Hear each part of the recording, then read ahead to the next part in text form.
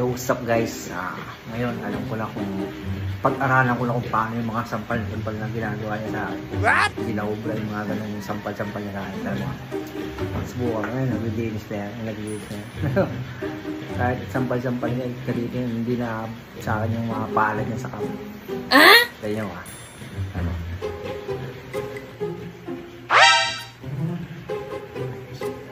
Tawagin ko Tawagin niya lang. Ayun, ito. Ano? Gusto mo naman yung trabaho mo? Saka na pagpupuros gagawin mo. Puro ka paganda eh. Ang sabi mo? Bakit? Hindi na ubra sa mga sampal-sampal mo. Pagkarala ko Sabi na?